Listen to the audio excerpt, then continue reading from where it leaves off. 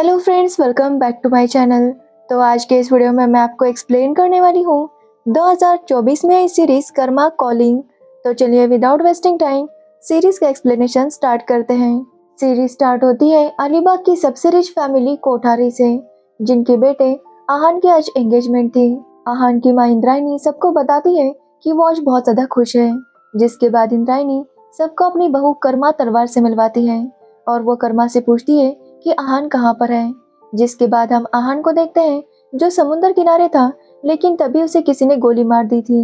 लेकिन तभी वेदांत नाम का लड़का आता है और वो आहान की बॉडी को देखने लगता है।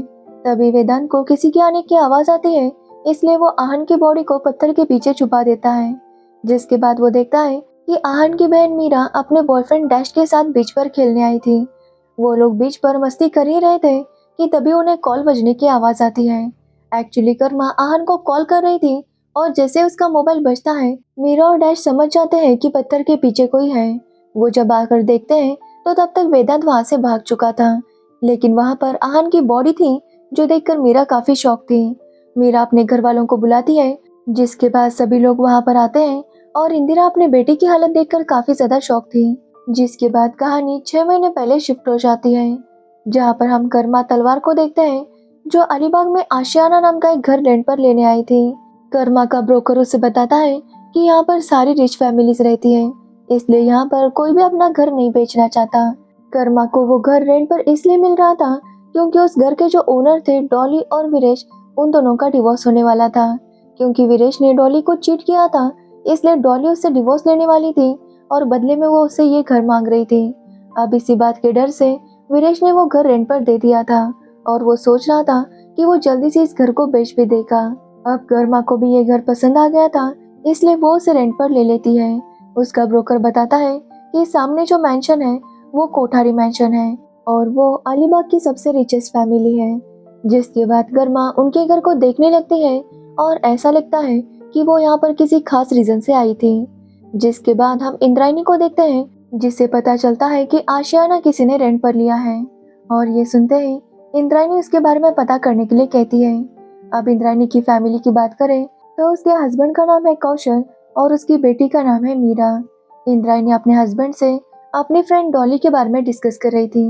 एक्चुअली डॉली ही आशियाना की ओनर थी और उसका अपने हस्बैंड के साथ डिवोर्स होने वाला था।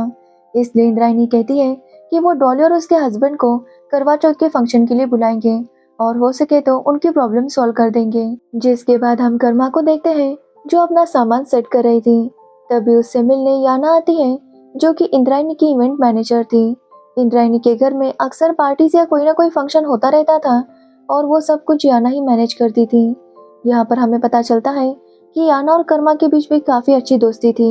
याना कर्मा को बताती है कि कल इंद्रायणी ने करवा चौथ का फंक्शन रखा है और वो चाहती है कि कर्मा भी वहाँ पर आए और कर्मा भी इसके लिए मान जाती है। जिसके बाद हम इंद्रायणी को देखते हैं, जो अपने फ्रेंड्स के साथ करवा चौथ के फंक्शन की प्लानिंग कर रही थी। वहाँ पर डॉली भी आई थी, जो कि काफी ज्यादा अपसेट थी, लेकिन कर्मा उसे समझाती है कि सब कुछ ठीक हो जाएगा। जिसके बाद डॉली कर्मा से मिलने आती है और उसे बताती है कि भले उसके हस्बैंड ने ये घर रेंट पर दिया है, लेकिन डॉली जल्दी अपने घर को वापस ले लेगी। लेकिन कर्मा उसकी बातों पर ध्यान नहीं देती और यहाँ पर हमें कर्मा के पास के बारे में पता चलता है। एक्चुअली कर्मा का असली नाम अंबिका राठौर है। उसके पापा का नाम सत्यजीत था और वो कोठारी ग्रुप में काम करते थे। कोठारीस ने एक नई कंपनी निकाली और उसका सीईओ सत्यजीत को बना दिया। कोठारीस ने उस कंपनी के नाम पर बहुत बड़ा लोन लेकर स्कैम किया और जब वो पकड़े गए तो उन्होंने सारा इल्जाम सत्यजीत पर डाल दिया, जिससे सत्यजीत को जेल हो गई और कुछ साल बाद जेल में ही उनकी मौत हो गई। और इस सब का बदला लेने के लिए ही अंबिका राठौर कर्मा तलवार बनकर यहाँ आई है, ताकि वो अपने पापा के गुनहगारों को सजा दे सके। उसकी लिस्ट में डॉली का भी नाम था, क्योंकि डॉली ने सत्यजीत के खिलाफ गवाही दी थी। एक्चुअली डॉली सत्यजीत की सेक्रेटरी थी और उसी ने कहा था कि सत्यजीत ने ये बहुत बड़ा स्कैम किया है और कर्मा अब हर एक को सजा देने आई थी। जिसके बाद कर्मा एक होटल में जाती है, जहाँ पर डॉली भी आई थी। डॉली एक रूम में जाती है, जहाँ पर कौशल उसका इंतजार कर रहा था। यहाँ पर हमें पता चलता है कि इंद्रायणी के हस्बैंड के साथ डॉली का अफेयर चल रहा था। जैसे ही डॉली और कौशल इंटीमेट होते हैं, कौशल की तबीयत बिगड़ जाती है और उसे हॉस्पिटल लेकर जाते हैं। तभी वहाँ पर कर्मा आती है और डॉली से पूछने लगती है कि क्या उसके हस्बैंड ठीक है। अब डॉली भी झूठ बोल देती है कि उसके हस्बैंड की तबीयत खराब हो गई है, इसलिए वो उन्हें हॉस्पिटल लेकर जा रही है। लेकिन कर्मा जानती थी कि डॉली अपने हस्बैंड के साथ नहीं थी। जिसके बाद हम इंद्रायणी को देखते हैं जो अपने बेटे और बेटी के साथ टाइम स्पेंड कर रही थी। लेकिन जैसे इंद्रायणी को पता चलता है कि कौशल को हॉस्पिटल लेकर गए हैं, वो तुरंत हॉस्पिटल आ जाती है। लेकिन उसे पता चलता है कि कौशल के बस पेट में दर्द था। अब ये सुनकर इंद्रायणी रिलैक्स हो जाती है, लेकिन तभी उसे पता चलता है कि कौशल गोल्फ खेलने नहीं बल्कि किसी होटल में गया था। और ये सुनकर वो काफी नाराज हो जाती है। तो वही हम मीरा को देखते हैं जो डैश के कैफे में जाती है। एक्चुअली मीरा एक सोशल मीडिया इन्फ्लुएंसर है और वो किसी भी हालत में अपने 10 मिलियन फॉलोअर्स करना चाहती है। जब डैश मीरा को देखता है तो वो काफी खुश होता है क्योंकि वो मीरा को पसंद करता था। तो वही डैश की बातों से मीरा भी काफी इम्प्रेस हो जाती है और वो दोनों एक दूसरे को फॉलो करने लगते हैं।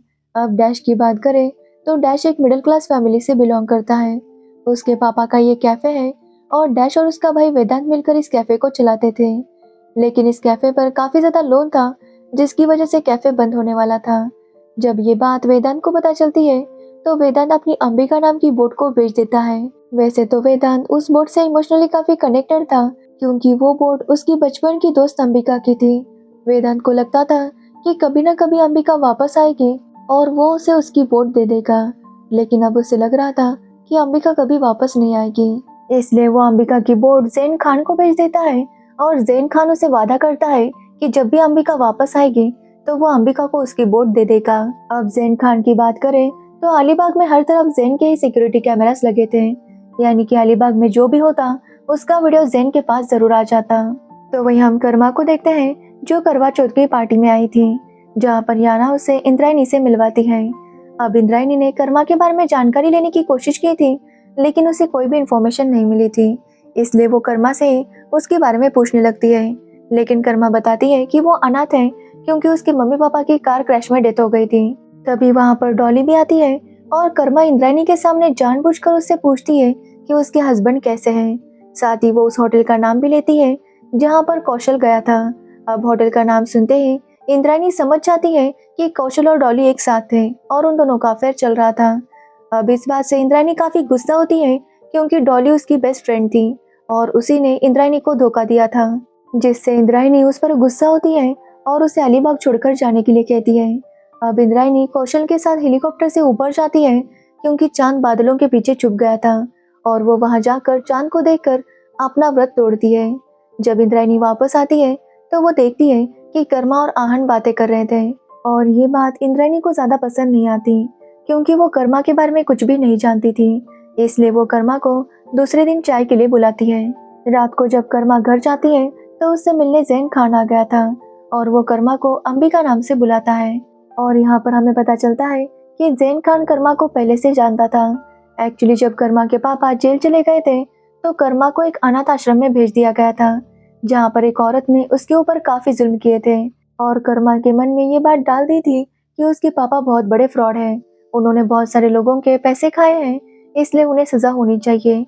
और ये सब सुनकर कहीं ना कहीं कर्मा भी अपने पापा को हेट करने लगी थी। उसने अपने पापा से बात भी नहीं की, लेकिन जब कर्मा बड़ी हो गई तो उससे मिलने जैन खान आया।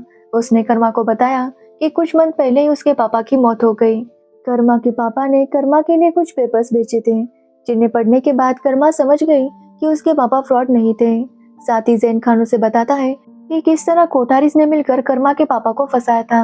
अब ये सब सुनकर कर्मा काफी शॉक थी क्योंकि वो अपने पापा से नफरत कर रही थी। यहाँ पर हमें ये भी पता चलता है कि इंद्रायणी का कर्मा के पापा के साथ अफेयर था और वो हमेशा छुप कर उनसे मिलने आया करती थी। दोनों एक दूसरे से बहुत प्यार करते थे, लेकिन फिर भी इंद्रायणी ने सत्यजीत को धोखा दिया और उसे जेल भेज दिया।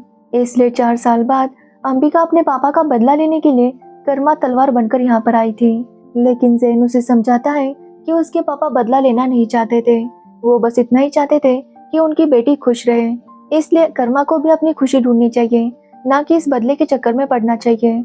लेकिन कर्मा कहती है कि वो अपने पापा को जस्टिस दिला कर रहेगी। अब ये सुनने के बाद जैन भी फैसला करता है कि वो कर्मा का साथ देगा।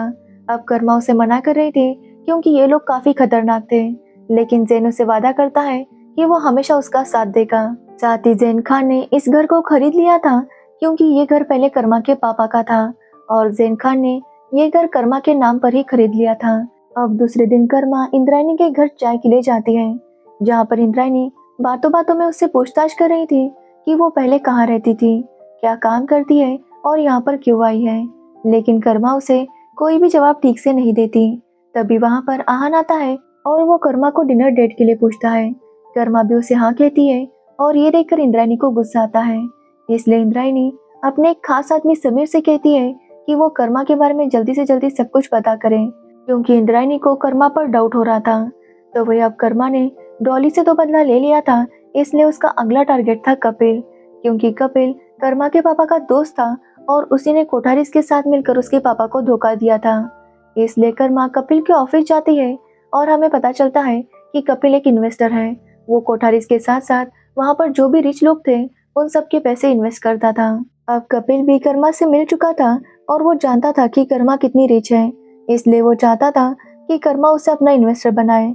इसलिए कपिल उसे दिखाने लगता है कि उसके पास कितने बड़े बड़े लोग हैं और उन सबके पैसे वो इन्वेस्ट करता है। लेकिन कर्मा कहती है कि वो अपने सारी इन्वेस्टमेंट जैन अंकल से पूछ कर ही करती है। अब जैन का नाम सुनते ही कपिल शॉक था, क्योंकि जैन एक गे था और कपिल उसमें इंटरेस्टेड था।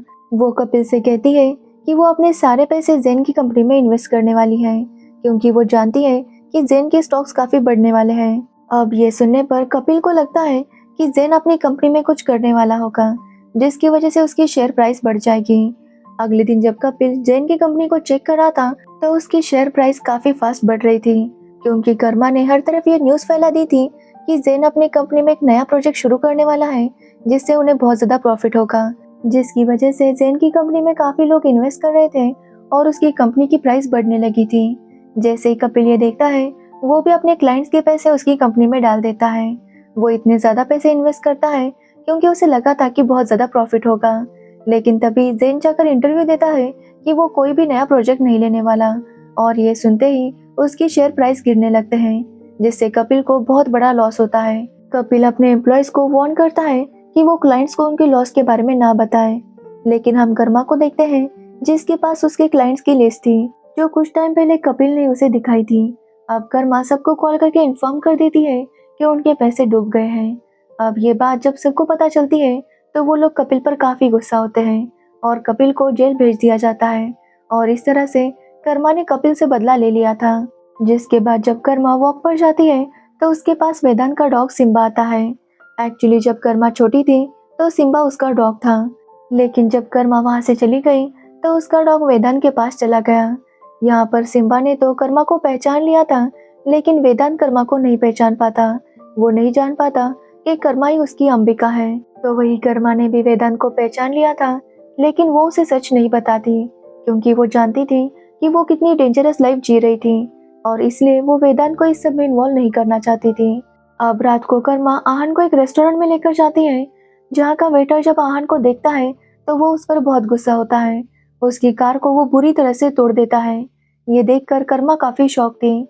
तो आहान उसे बताता है कि जो वेटर उसकी कार तोड़ रहा था, उसकी बहन सारा के साथ आहान का अफेयर चल रहा था। दोनों एक दिन जब घूमने गए थे तो आहान ने काफी ज्यादा ड्रिंक किया था और उसी ड्रिंक करने की वजह से उनका बहुत बड़ा एक्सीडेंट हो गया, जिसमें सारा को काफी चोट लगी, लेकिन आहान उससे बच गया। अभी सारा हॉस्पिटल में थी और वो पैरालाइज हो चुकी थी, और इसी वजह से उसका भाई आहान पर गुस्सा था, क्योंकि एक्सीडेंट के बाद इंद्रायणी ने आहान को फॉरेन भेज दिया था, ये बोलकर कि वो यहाँ पर सब कुछ हैंडल कर लेगी। जब कर्मा ये सब सुनती है तो वो आहान से कहती है कि उसे सारा से एक बार मिलना चाहिए, और दूसरे दिन आहान जाकर सारा से माफी मांगता है।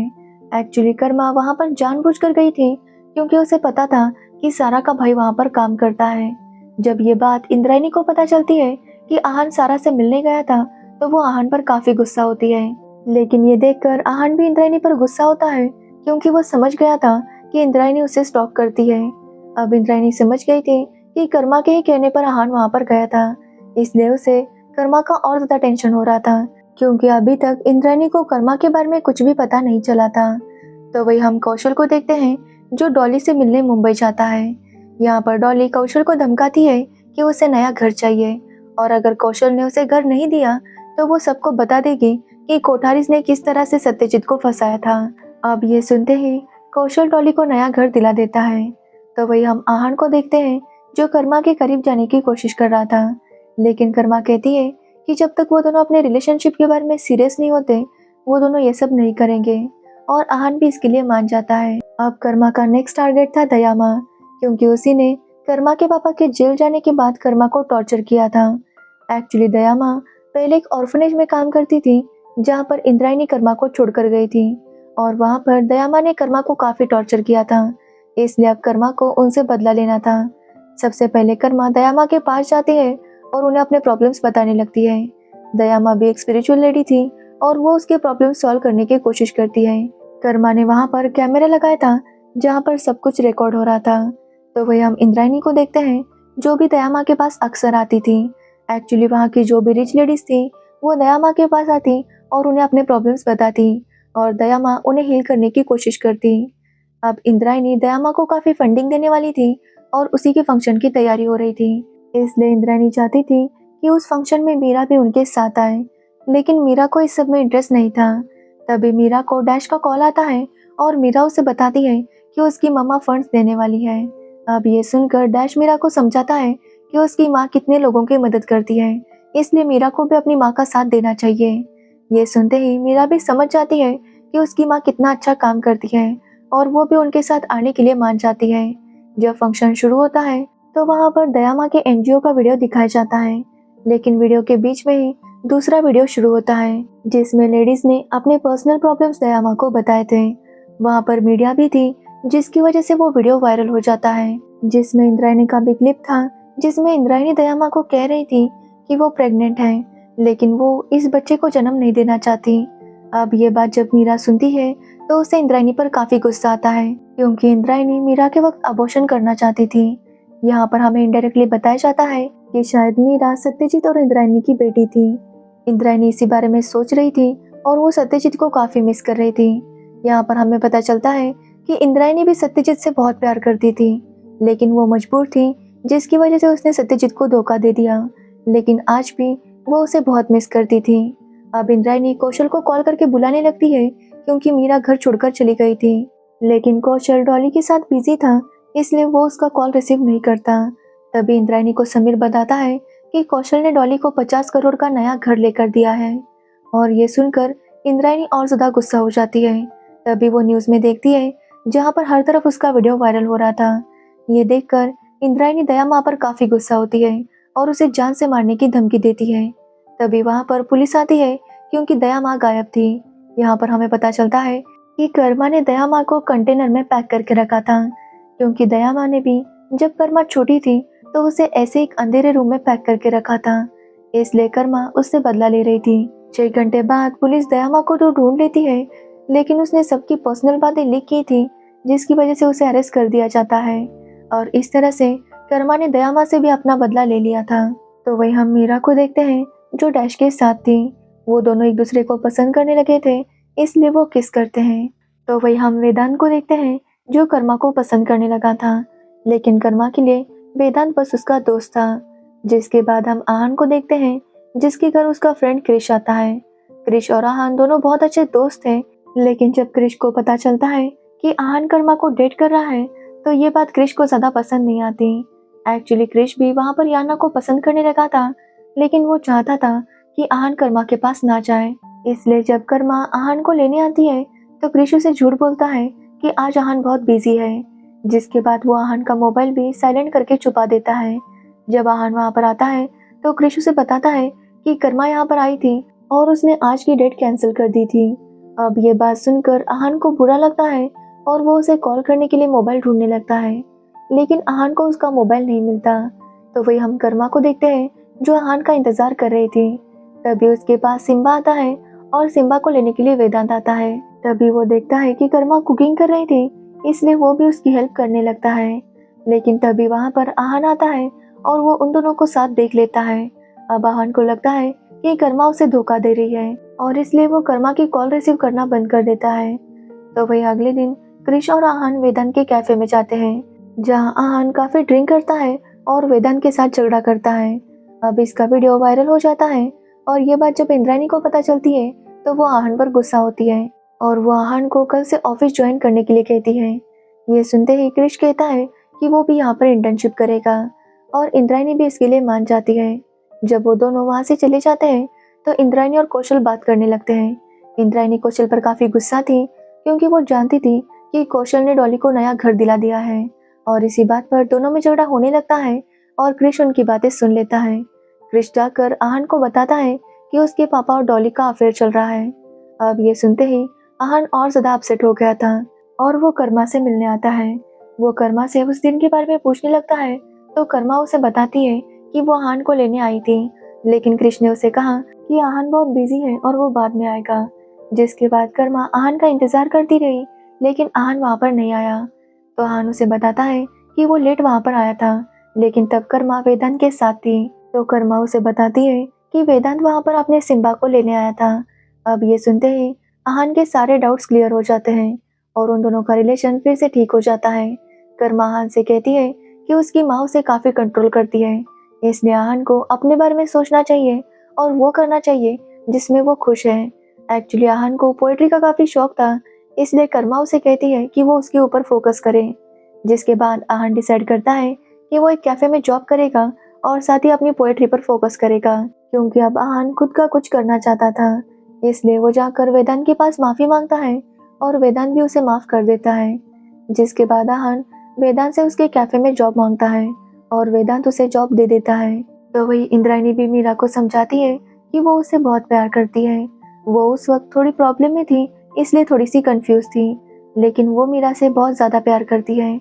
लेकिन मीरा अभी भी अपनी माँ से थोड़ी नाराज़ थी। दूसरे दिन इंद्रायणी जब अलीबाग के मेंबर्स के साथ कुछ डिस्कस कर रही थी, तभी वहाँ पर डॉली आती है। डॉली को वापस अलीबाग में देखकर इंद्रायणी काफ़ी शॉक थी। वो कौशल पर काफ़ी गुस्सा करती है क्योंकि कौशल की वजह से डॉली यहाँ पर वापस आई थी। डॉली चाहती थी कि इंद्रायणी और वो पहले की तरह दोस्त बने, लेकिन इंद्रायणी डॉली को इतनी आसानी से माफ़ करने वाली नहीं थी। तो वही डॉली कर्मा को भी धमकाती है कि वो किसी भी हालत में अपना घर वापस लेकर रहेगी, लेकिन कर्मा उसे कहती है कि ये घर अब उसका है, कोई भी उसके घर को उससे नहीं ले सकता। जिसके बाद डॉली अपने घर चली जाती है और कर्मा उसका जो भी सामान घर में था वो उसके घर भेज देती है। तो वही हम मुजम्मिल खान नाम के लॉयर को देखते हैं जो इंद्रायणी के घर आया था। यहाँ पर इंद्रायणी की बातों से पता चलता है कि वो मुजम्मिल खान को बिल्कुल भी पसंद नहीं करती, क्योंकि मुजम्मिल ने ही सत्यजीत को जेल भेज दिया था। एक्चुअली जब कौशल ने वो स्कैम किया था तो इंद्रायणी जानती थी कि ये लोग सत्यजीत को फंसाएंगे, इसलिए वो मुजम्मिल के पास गई थी ताकि वो किसी तरह से सत्यजीत को बचा सके। लेकिन इससे पहले कि वो उसे कुछ कहती, वहाँ पर कौशल आ गया और उसने मुजम्मिल से कहा कि सत्यजीत इसमें बचना नहीं चाहिए। जिसके बाद मुजम्मिल ने ही सत्यजीत को जेल भेज दिया था और इसी वजह से इंद्रायणी मुजम्मिल से नफरत करती थी। अब मुजम्मिल लॉ मिनिस्टर बनने वाला था, लेकिन कर्मा उसे उसका एक वीडियो भेजती है जिसमें मुजम्मिल एक लड़की के साथ इंटीमेट हो रहा था और वो मुजम्मिल को धमकाती है कि अगर उसने रिटायरमेंट नहीं ली तो वो उसका वीडियो सबको दिखा देगी। अब ये बात सुनकर मुजम्मिल काफ़ी डर जाता है और वो ना चाहते हुए भी रिटायरमेंट ले लेता है, क्योंकि अगर वो ऐसा ना करता तो उसकी इमेज खराब हो जाती और इस तरह से कर्मा ने उससे भी बदला ले लिया था। उसी दौरान वेदांत कर्मा को प्रपोज करता है और कर्मा उसे बताती है कि वो आहन के साथ है। इससे वेदांत का दिल टूट जाता है, लेकिन वो समझ जाता है कि कर्मा के लिए वो बस उसका दोस्त है।